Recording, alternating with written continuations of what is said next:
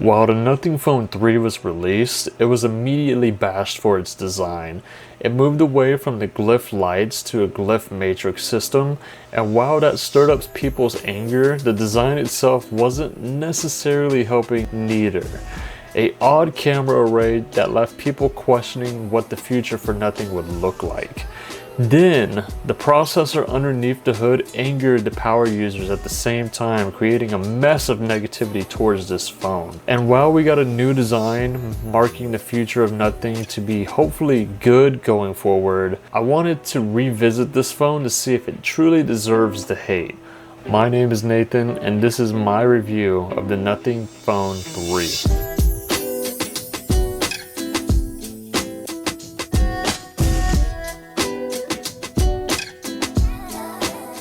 Now, the most controversy that stirred up the phone itself was the design. Nothing went for a new design that was largely different from their past models. Arguably, they had a winning formula with like the Nothing Phone 2, etc., but they always wanted to switch it up for like their flagship design, and they did, and they went for more of a very out-of-park design that's never been seen before. I think ultimately the thing that didn't sit well with the design was the array of the cameras. You had two bottom-firing cameras with one particular camera on the top that was slightly to the left, so it kind of already ruined the symmetry within the phone design itself, followed by the flash being in the middle and then the dot matrix on the right.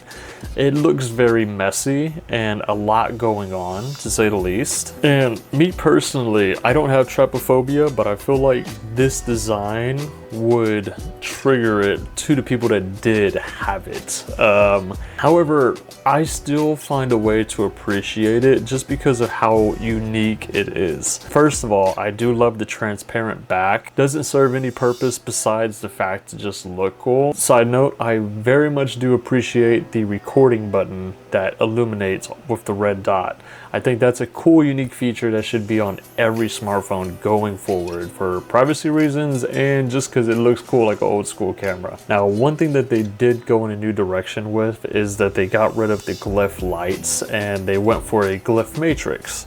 And I think arguably that's what kind of threw a lot of people off. The design was already one thing, but then losing the glyph lights was very monumental for a lot of people. And I think a lot of people got very upset knowing like the flagship model of Nothing would probably have the craziest glyph lights, only for them to find out it has none at all. However, I do think the glyph matrix is a wonderful feature. I think it is cool. I know nowadays most people put their phone facing down. Ultimately, having a little bit more customization with the dot matrix for notifications, fun little tricks, aka glyph toys, and even using it as a viewfinder for your primary cameras, I think that adds a lot more versatility into the phone, and I would gladly sacrifice that over the glyph lights.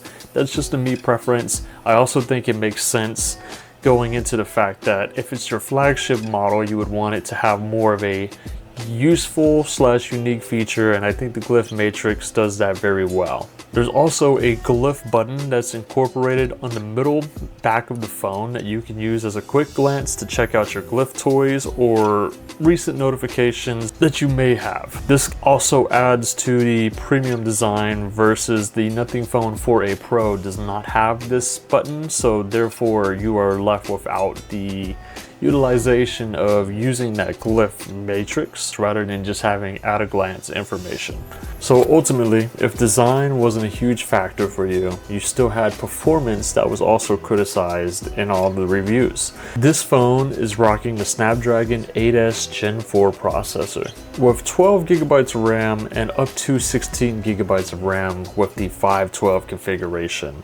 Ultimately, what was the issue was the price, and a lot of people really bashed it because of this. People were saying if you're going to be a flagship, you're going to have to put a elite processor in this phone, and that necessarily wasn't the case. They were still significantly priced below the competition, with the exception of potentially OnePlus, and if you're overseas, maybe some Chinese competitors as well.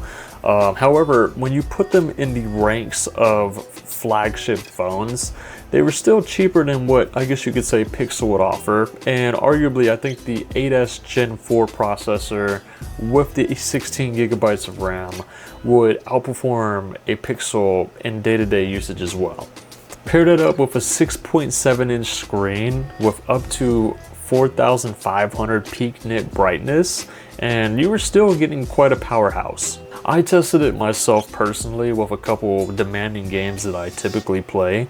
I was able to run these games on high settings with no issues at all. Over a long period of time, maybe you could see a little bit of throttling in the future. However, in day-to-day usage, this phone has been fantastic.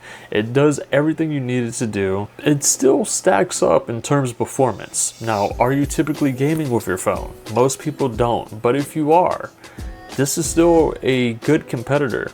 And if you did want something that offers an elite processor, you are going to be spending more. There's typically a trade-off in terms of performance to price ratio, regardless of what you're going to do.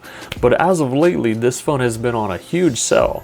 Being as low as $639 US, this phone is in arguably a much better state than what it was when it first came out. And one thing to mention is that Nothing has publicly stated that they're not making a Nothing Phone 4 or next iteration of the Nothing Phone 3 number series until the next year. So this phone being priced this low with the performance that it does pack, I still think it's a really good deal. Having a phone at $639 that's giving you up to 12 gigabytes of memory base is very good. And I think if you don't game, even if you do game, if you do some partial gaming, even if it's an intense game, this phone will be able to run it with no issues. But putting performance aside, you're still getting a beautiful display. It's still going to be an OLED adaptive display with up to 120 Hz refresh rate. It's still durable, IP68. It has a massive battery, 5,150 milliamps, but you're getting up to 65 watts wired charging. As we mentioned, up to 16 gigabytes of RAM. And then, of course, you're getting the Nothing special. You're getting the Glyph Matrix on the back. So, package-wise, at $639, this phone is great. This phone is really, really good. And I think it packs a value that many phones at this time don't do anymore. So we know that the value of the phone is exceptionally well now that it's priced at a discount, right? But how does the software match up to the performance? This is also another great spot that Nothing really stays in its lane with. Nothing software is fantastic. Not only are they pretty decent with keeping up to date with the latest version of Android, but they do offer 5 years of software support for OS updates and up to 7 years of security updates as well. One thing that I will praise Nothing with is the amount of polish and attention to detail that they put over their Nothing OS software. It is very, very polished. It always feels faster than what it's supposed to be. In terms of animations, in terms of their own in-house applications, it is a great experience through and through. There's also a couple of new things that they've been doing as of recently. They have a community-based widgets exploration page where you can create your own widget and other people can download it, and it's super, super neat. There are so many things that you can find. One of the funny ones that I found is there's a countdown clock widget to Avengers Doomsday. There's so many games on there. There's a Guess the Pokemon game. I think that one's super fun as well. But there's so much room for customization regarding community-based widgets, and it's something that actually has not really been a thing ever in Android or iOS from what I'm aware of. So I think this is a really cool pocket that they've found that adds a lot of community-based going on with their platform, as well as, of course, you have the Glyph Matrix. And I think this is why they opted for the Glyph Matrix, because there's just even more customization. There's more bonding that you have with your phone. You can custom key notifications per contact, per application, etc.